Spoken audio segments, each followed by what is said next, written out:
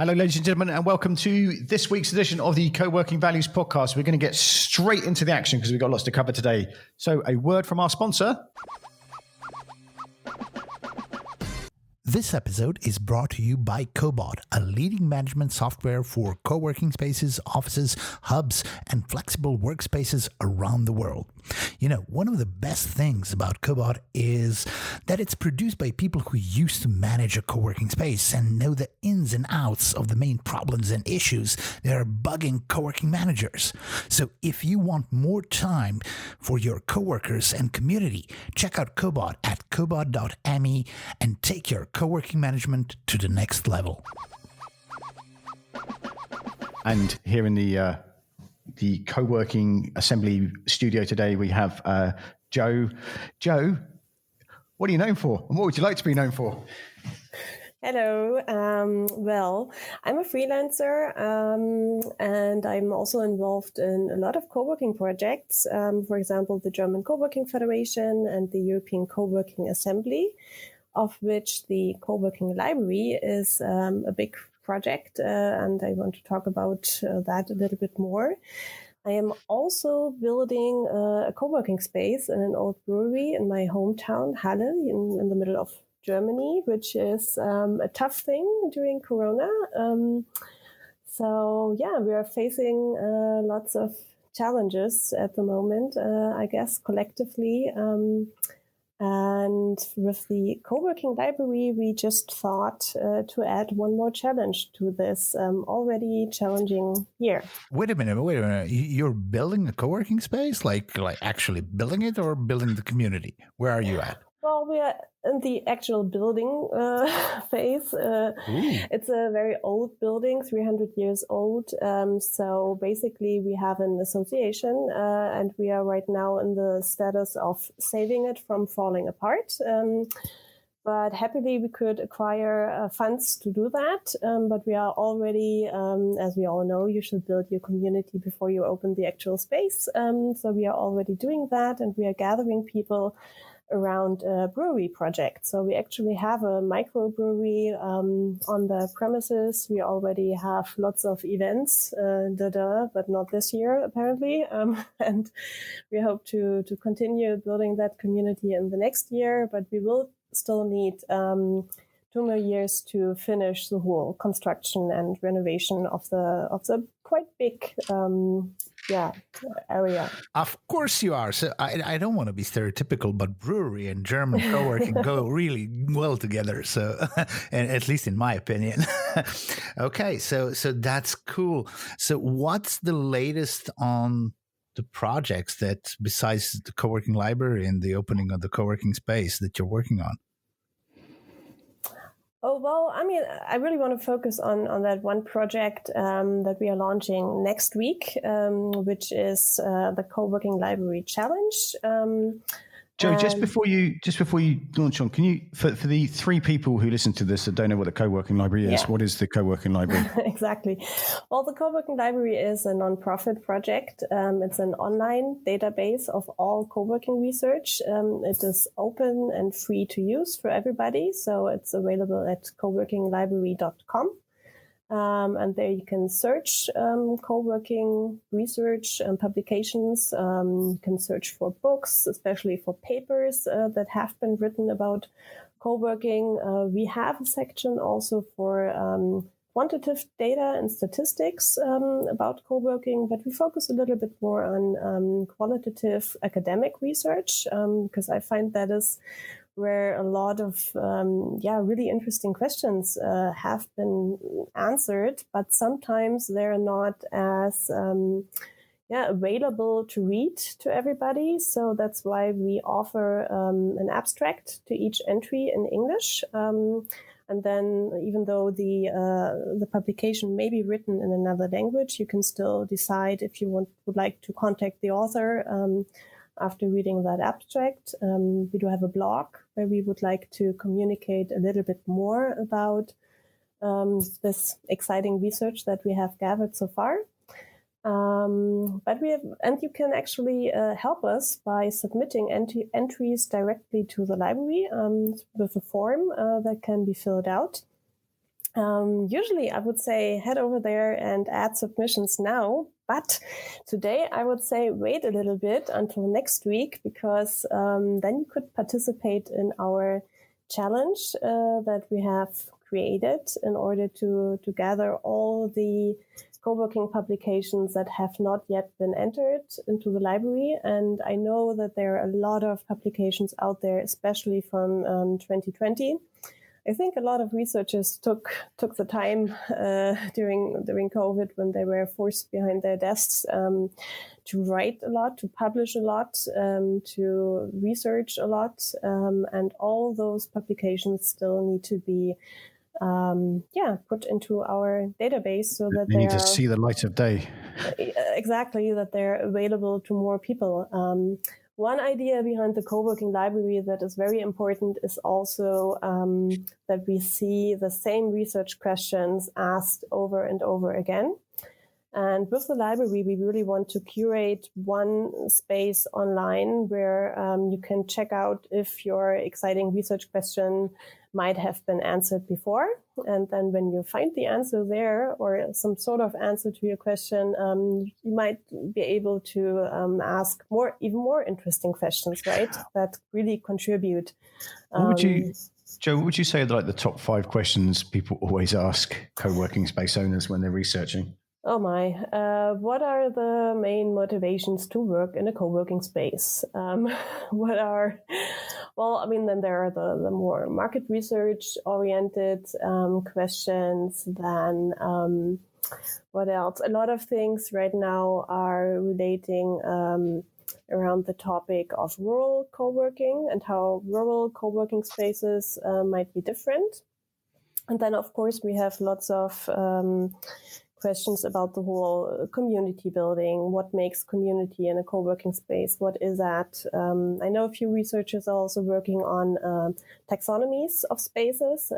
So really having categories of this diverse co-working world, and to put spaces in those. So that are, I think, just, from the top of my head, the most researched things so far.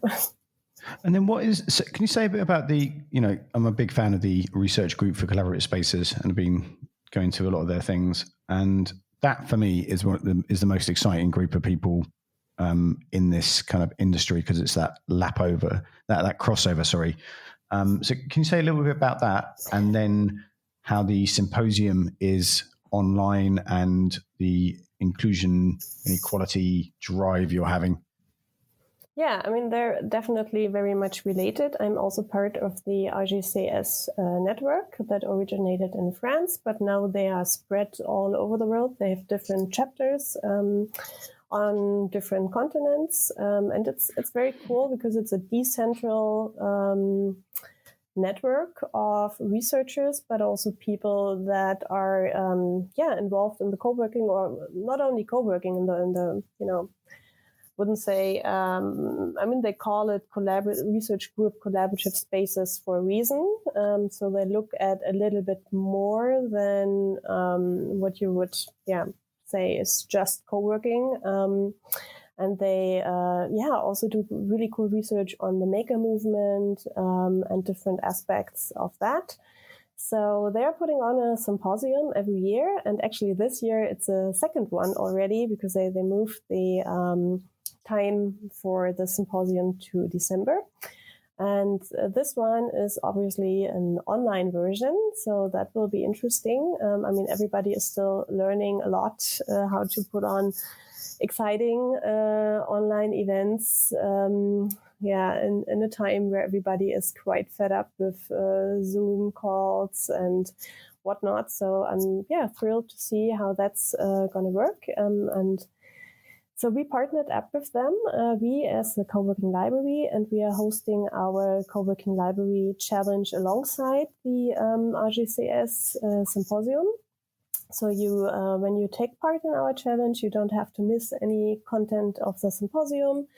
Actually, you don't have to come to any of our calls and content bits that we prepared at all. You can still take part. It's not mandatory to jump on the Zoom calls.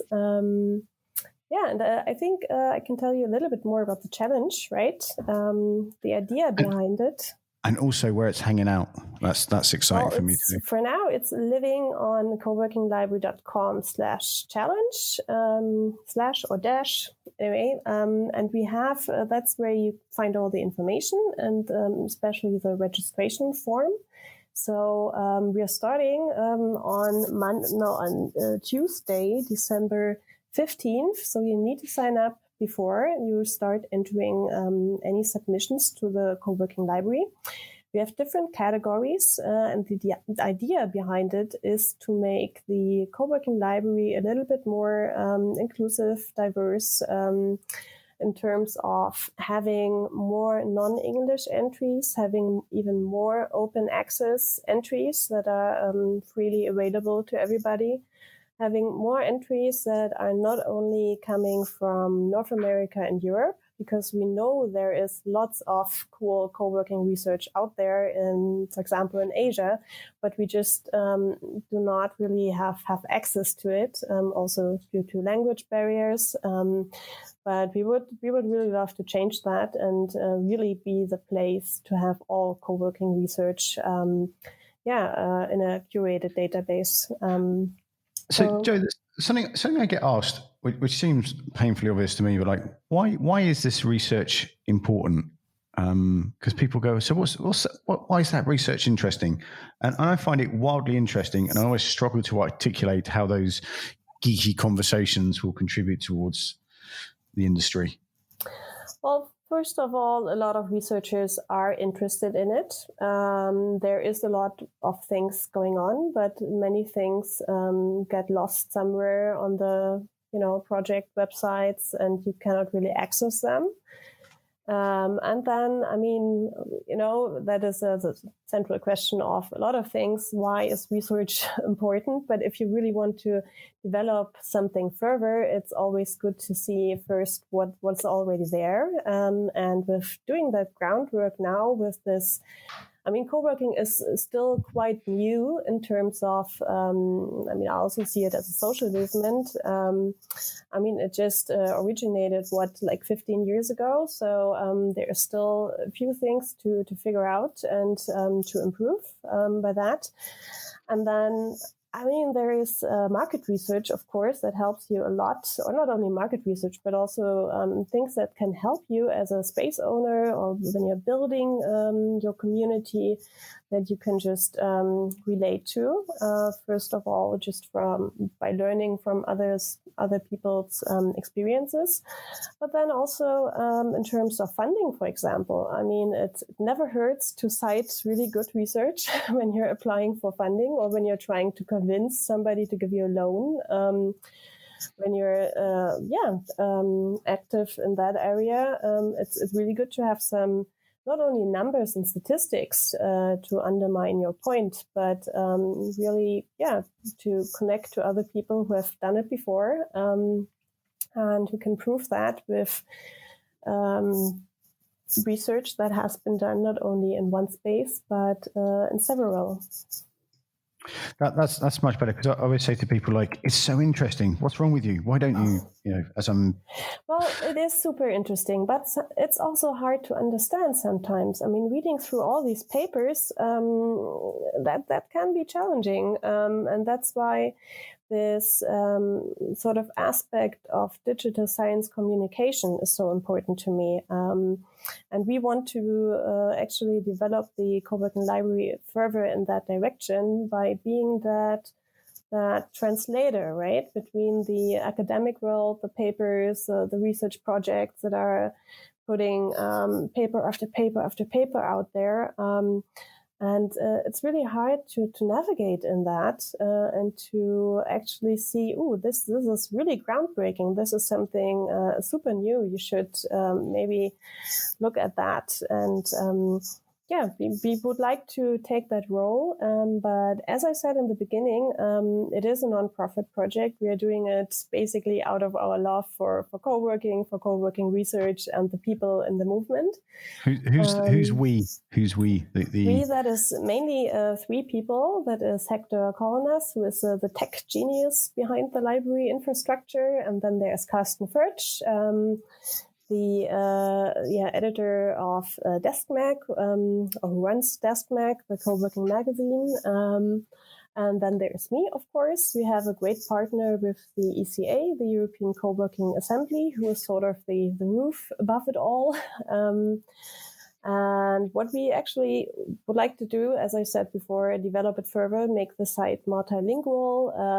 We have a list of really cool features we would like to implement, but for that we need some funding and need to be sustainable in our operations. So if you would like to help with that, please reach out and help us a little bit to get. We'll put a link in the show note to the donate page. Awesome. I'm surprised you didn't go for my idea of organising a rollerblading competition to raise funds. But so just as we close, how can people? We'll put a link in the show notes as always. But how can people get involved with as we publish tomorrow's challenge?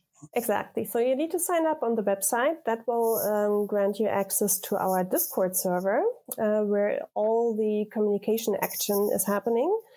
It's a team challenge, so you need to have a team. A team can consist, of 1 person, but also up to 5. And the more people you have on a team, the more entries you can enter into the database.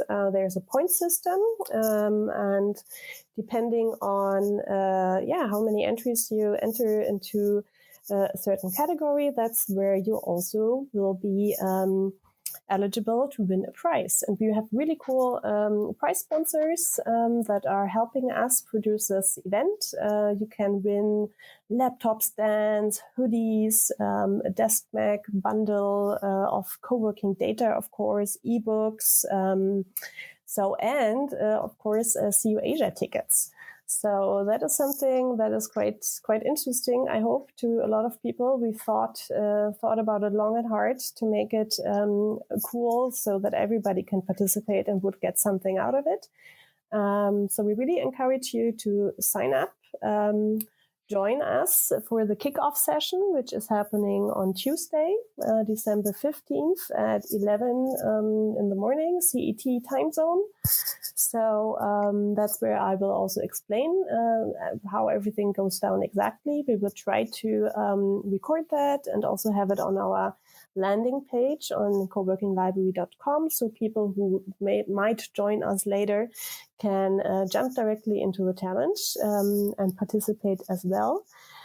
Starting from that Tuesday, we have 72 hours to put in as many submissions into the library as possible. And then we will take a little bit of time over the weekend to review each entry, because that's also what we do. That is part of our mission, to really curate all the entries and check if everything is all right, if every link is okay.